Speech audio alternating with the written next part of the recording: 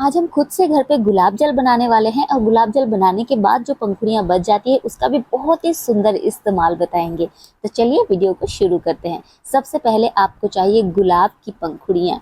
एकदम ताज़ी पंखुड़ियाँ होंगी तो बहुत अच्छा गुलाब जल बनेगा। सबसे पहले इन पंखुड़ियों को आपको अच्छी तरह से वॉश कर लेना है, क्योंकि धूल मिट्टी वगैरह जमी हो सकती है। तो इसे अच्छी तरह से क्लीन करने के बाद अब गुलाब जल बनाना शुरू करते हैं। तो आपको एक बड़ा सा टोपिया या कोई भी बड़ा सा बर्तन लेना है, थोड़ा खुला, और चारों तरफ ना जो पंखुड़ियाँ आपने धो करके रखी है वो डाल देनी है। अब इसी बर्तन के बीचों बीच आप कोई अगर स्टैंड है तो वो डाल दीजिए, या फिर डायरेक्टली कोई खुले मुंह वाला बर्तन रख दीजिए और गुलाब की पंखुड़ियों में थोड़ा सा लगभग आधा ग्लास पानी भी डाल दीजिए। आप कोई ऐसा ढक्कन लीजिए जो बीच से थोड़ा सा उठा हुआ हो, जैसे कि ये वाला ढक्कन मैं ले रही हूँ।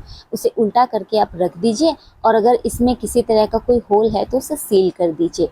अब आपको इसे बिल्कुल धीमी आंच पे गैस पे चढ़ा देना है। करीब 5 मिनट इसे पकने दीजिए।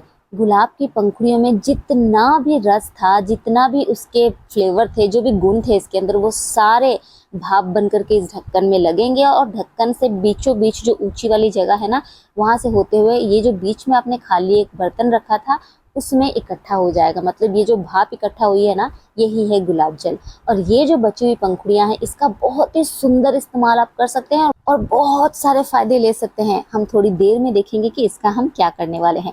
फिलहाल जो गुलाब जल हमने बनाया है ना, उसे अगर आप चाहें तो वैसे ही इस्तेमाल कर सकते हैं, लेकिन मैं इसे और भी ज़्यादा फायदेमंद बनाने वाली हूँ। वो कैसे? इसमें कुछ चीज़ें ऐड करेंगे। ये ऐसे जो गुलाब जल बना है ना, बहुत बहुत असरदार है। मार्केट वाले गुलाब जल से तो बहुत ज़्यादा अच्छा है। लेकिन जैसा कि आपने देखा, मैंने एक डाब यहाँ पर लिया हुआ है, तो ये डाब का पानी मैं इसमें डालूंगी 4 चम्मच लगभग। यहाँ पर गुलाब जल भी लगभग 4 चम्मच है। 4 ही चम्मच में यहाँ पर डाब का पानी ले रही हूँ। और ये है भिगोए हुए चावल का पानी। इससे मैंने रात को भिगोए थे चावल को, और सुबह तक जो इसका पानी है ना, वो भी मैंने यहाँ पर 2 चम्मच डाल लिए हैं। अब केसर अगर आप डालना चाहें, बिल्कुल ऑप्शनल है। केसर थोड़ा गर्म होता है, बाकी जितनी भी चीज़ें हमने इसमें डाली वो सारी ठंडी होती है। तो इसीलिए गुलाब जल को ज़्यादातर गर्मियों में ही इस्तेमाल किया जाता है। लेकिन क्योंकि केसर से हमारी त्वचा में बहुत ही प्यारा सा निखार आता है, तो इसलिए बिल्कुल 2 दाने मैंने इसमें केसर के डाल लिए हैं। बिल्कुल ऑप्शनल है, आप चाहे तो छोड़ सकते हैं। और डाब का पानी जो आपने रखा है वो पूरा पी लीजिए, आपकी बॉडी अंदर से पूरी तरह से क्लीन हो जाएगी। और त्वचा को ऊपर से क्लीन करने के लिए तो गुलाब जल तैयार है। नारियल पानी से आपकी त्वचा पर अगर किसी तरह के कोई दाग है, रिंकल्स बहुत ज़्यादा हो रहे हैं, उससे आराम मिलेगा।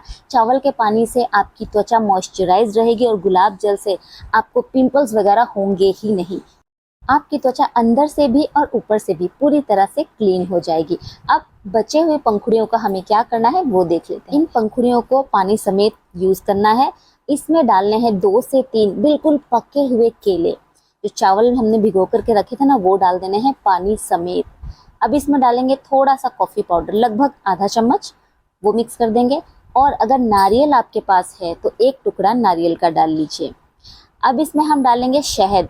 1.5 से 2 चम्मच शहद का इसमें मिला लीजिए और 1 चम्मच आलमंड ऑयल यानी कि बादाम का तेल इसमें मिला लीजिए और इन्हें मिक्सी में डाल करके इनका पेस्ट तैयार कर लीजिए। अब ये जो पेस्ट तैयार हुआ है ना, ये इतने कमाल का पेस्ट है। आप अपनी त्वचा पे इसका इस्तेमाल कीजिए और अपने बालों में भी इसका इस्तेमाल कीजिए।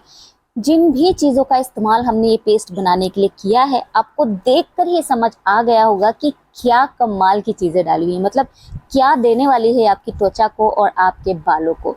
इसे आप अपनी त्वचा पे लगाइए, थोड़ी देर मसाज कीजिए, प्लेन पानी से धो लीजिए। और ये रहा गुलाब जल। इसे मैंने स्प्रे कर लिया है। दिन में 3 बार 4 बार जितनी बार चाहें इसे ठंडा करके अपने चेहरे पर आप इसका स्प्रे कर सकते हैं। और बाकी का जो पेस्ट है उसे आप अपने पूरे बालों में लगा लीजिए, जड़ों में लगाइए अच्छी तरह से। 25 से 30 मिनट रखिए और फिर शैम्पू कर लीजिए। आपके बाल बहुत मुलायम हो जाएंगे, बहुत चमक आ जाएगी बालों में। एक बार ट्राई ज़रूर ज़रूर करके देखिएगा।